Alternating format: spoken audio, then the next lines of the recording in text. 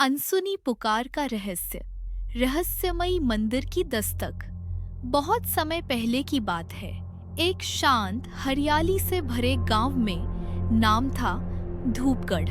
यह गांव देखने में तो आम था, लेकिन इसके बीचों बीच एक ऐसा मंदिर था जिसमें 100 साल से कोई नहीं गया था। गांव के लोग कहते थे, जो भी उस मंदिर में गया वो या तो कभी लौटकर नहीं आया, या फिर लौटा भी तो अपना होश खो बैठा। लोग डरते थे और उस मंदिर से दूर रहते थे। लेकिन हर कहानी में एक ऐसा किरदार होता है जो डर को चुनौती देता है। यहाँ वह किरदार था आरव। भाग 2, आरव का सपना।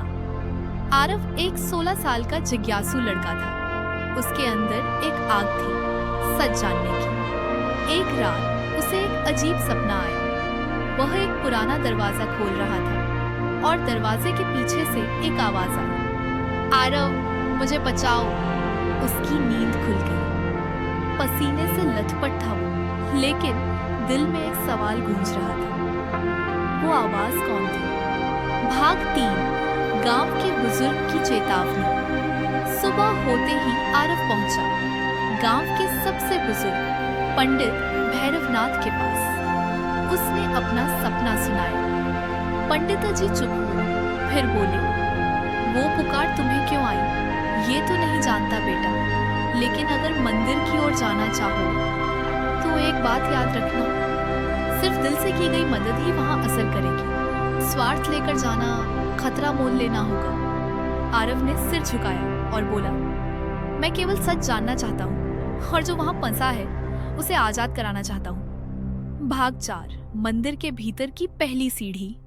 अगली रात चुपचाप चांदनी के साये में आरव मंदिर की ओर बढ़ा। दरवाजा खुद ब खुद खुल गया।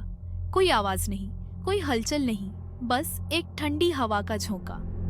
अंदर दाखिल होते ही एक सीढ़ी नीचे की ओर जाती दिखी। वो जैसे ही पहला कदम नीचे रखता है, दीवारों पर खुद ब खुद मशालें जल उठती हैं। सुनसान माहौल, लेकिन दीवारों पर एक एक चित्र। हर चित्र एक कहानी बयां कर रहा था। किसी को किसी ने धोखा दिया था, किसी ने मदद नहीं की, और कोई पुकार अधूरी रह गई थी। भाग 5, 3 परीक्षाएं। पहली परीक्षा, सत्य बनाम भ्रम। एक कक्ष में पहुंचते ही आरव को 2 रास्ते दिखे। एक रास्ता सुनहरा था, दूसरा अंधकारमय। सुनहरे पर लिखा था, सच यही है। अंधेरे पर लिखा था, जिसे तुम समझते हो वो भ्रम हो सकता है। आरव रुका, सोचा और अंधेरे रास्ते पर चला गया। वहां एक बूढ़ी महिला कराह रही थी, बेटा पानी दे दे। वहां कोई खड़ा नहीं था। आरव ने अपनी पानी की बोतल दी। महिला मुस्कुराई और आंखों से ओझल हो गई। दीवार पर लिखा आ गया, पहली परीक्षा पार हुई। दूसरी परीक्षा, लोभ बनाम त्याग। एक कक्ष में सोने की ईंटें बिखरी पड़ी थी और बीच में एक लड़का जंजीरों में बंधा था। दीवार पर लिखा था, सिर्फ एक को चुनो, सोना या लड़के को आजादी। आरव बिना देर किए लड़के की ओर दौड़ा। जंजीरें टूट गईं, लड़का मुस्कुराया, फिर धीरे धीरे वह आरव का ही रूप लेकर गायब हो गया। दीवार पर लिखा था, दूसरी परीक्षा पार हुई। तीसरी परीक्षा, भय बनाम करुणा। एक आखिरी दरवाजा बचा था। दरवाजे के पीछे से दहाड़ें आ रही थीं। आरव ने जैसे ही दरवाजा खोला, एक राक्षस गुस्से में उसकी ओर दौड़ा, लेकिन आरव डरकर भागा नहीं।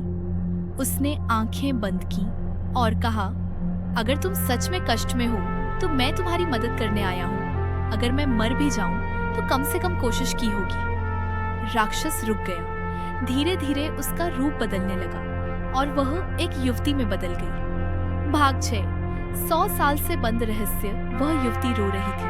बोली, मैं ही थी वो पुकार जो तुम्हें सपने में आई। मेरा नाम राजकुमारी देविका है। मुझे 100 साल पहले मेरे चाचा ने जादू से इस मंदिर में कैद कर दिया था ताकि वो राज्य का सिंहासन ले सके। केवल एक निस्वार्थ आत्मा ही मुझे मुक्त कर सकती थी। तुमने वो 3 परीक्षाएं पास की और मुझे आजाद कर दिया। अचानक मंदिर की दीवारें कांपने लगी, सारे चित्र मिटने लगे और एक उजाला चारों तरफ फैल गया। राजकुमारी देविका धीरे धीरे प्रकाश में बदल गई और एक अमूल्य मोती बनकर आरव के हाथ में आ गई। भाग 7, गांव में वापसी और अंतिम मोड़ सुबह। गांव में हलचल थी। आरव मंदिर से वापस लौट चुका था, जिंदा और पूरी तरह सही सलामत। गांव वालों की आंखों में आश्चर्य था। पंडित भैरवनाथ आए और मोती को देखकर बोले, यह तो मोती पुराण है जो सिर्फ एक नेक आत्मा के हाथ ही आता है। अब से इस गांव का भाग्य बदलेगा, अंधविश्वास हटेगा और मंदिर फिर से खुलेगा। अंतिम मोड़, आरव का चुनाव। लेकिन कहानी यहाँ खत्म नहीं होती। उस रात आरव को फिर सपना आया। देविका की आवाज थी, अब मेरी आत्मा मुक्त हो गई है, लेकिन तुम्हारा असली सफर अब शुरू होगा। इस मोती की शक्ति से तुम चाहे तो अमीर बन सकते हो या दुनिया भर के दुख दूर कर सकते हो। आरव ने बिना देर किए जवाब दिया, मैं इसे वहां पहुंचाऊंगा जहां जरूरत है, अपने लिए नहीं, सबके लिए। नैतिक शिक्षा, सच्ची नीयत, निस्वार्थ भावना और दूसरों की मदद करने की इच्छा शक्ति से ही कोई भी बड़ा रहस्य सुलझाया जा सकता है। डर से नहीं, करुणा और साहस से दुनिया बदली जा सकती है।